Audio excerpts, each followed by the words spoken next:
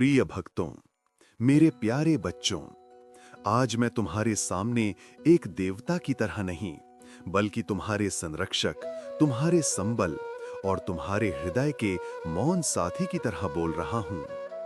तुम मुझे मूर्ति में देखते हो, पर मैं सिर्फ पत्थर नहीं, मैं दर्शन हूं, ऊर्जा हूं, आशा हूं और तुम्हारे जीवन का मार्गदर्शक हूं। तुम तब भी मुझे बुलाते हो जब आवाज ऊंची होती है और तब भी बुलाते हो जब आवाज भीतर से धीमी पड़ जाती है, और मैं हर बार तुम्हारी पुकार सुनता हूं। बाधाएं क्यों आती हैं?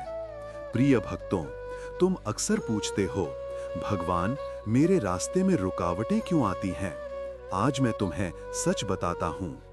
रुकावटें इसलिए नहीं आती क्योंकि तुम कमजोर हो, रुकावटें इसलिए आती हैं क्योंकि तुम बहुत ज्यादा सक्षम हो।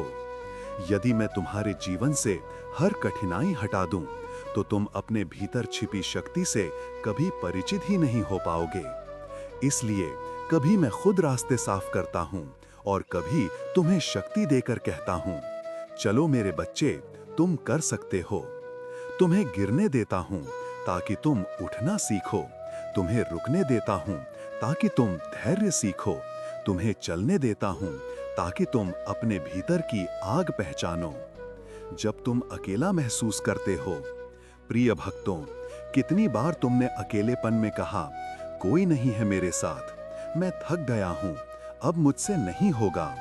उस समय तुम सोचते हो कि मैं दूर हूं, लेकिन सच तो यह है, उसी समय मैं तुम्हारे सबसे ज्यादा करीब होता हूं। जब तुम्हारी आंखों में आंसू आते हैं, तो तुम्हारे दिल पर मेरी हथेली रखी होती है।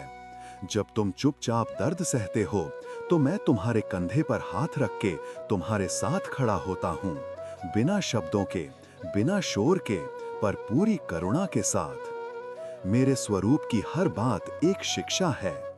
मेरे बड़े सिर का अर्थ, तुम्हारी सोच छोटी नहीं होनी चाहिए, तुम्हारी दृष्टि विस्तृत होनी चाहिए। जीवन को बड़ेपन से देखो, छोटी बातों में मत उलझो। मेरी छोटी आंखें ये कहती हैं, ध्यान केंद्रित करो। भक्ति और जीवन दोनों एकाग्रता से ही खिलते हैं। मेरे बड़े कान बताते हैं, सुनने की शक्ति, समझने की शक्ति और मौन की शक्ति सबसे बड़ी साधना है। मेरे छोटे मुंह का संदेश, कम बोलो, धीरे बोलो और ऐसा बोलो जो किसी के हृदय में शांति उतारे। मेरी सूंड, मजबूती भी, लचक भी, जीवन में दोनों की आवश्यकता है। और मेरा चूहा वाहन, इच्छाएं कभी खत्म नहीं होती, लेकिन यदि तुम उन्हें नियंत्रित कर लो, तो तुम्हारा मन एक कमल की तरह खिल जाता है। तुम मुझे पहले क्यों पूछते हो? प्रिय भक्तों, तुम्हारे मन में अक्सर ये प्रश्न उठता है, गणेश जी को सबसे पहले पूजा क्यों जाता है? आज मैं तुम्हें अपना उत्तर देता हूं। जब कोई काम शुरू होता है, उसके पहले क्षण सबसे पवित्र होते हैं, और वो पवित्र क्षण शांत होना चाहिए, स्थिर होना चाहिए, आशीर्वाद से भरा होना चाहिए। जब तुम मुझे याद करते हो, मैं तुम्हारे मन के तूफान को शांत कर देता हूँ, तुम्हारी हड़बड़ी को थाम लेता हूँ, तुम्हारे डर को पिघला देता हूँ और तुम्हारी आत्मा में एक दिव्य विश्वास भर देता हूँ। इसीलिए हर शुरुआत में तुम्हारा हृदय मेरा नाम लेता है, क्योंकि वो जानता है कि मैं तुम्हें कभी गलत दिशा में नहीं ले जाऊंगा। तुम्हारे सपने मेरे लिए प्रार्थना है। मेरे भक्तों, तुम्हारे मन में जो भी सपना है, वो सिर्फ सपना नहीं, वो मेरे लिए तुम्हारी प्रार्थना है, और मैं हर प्रार्थना सुनता हूँ।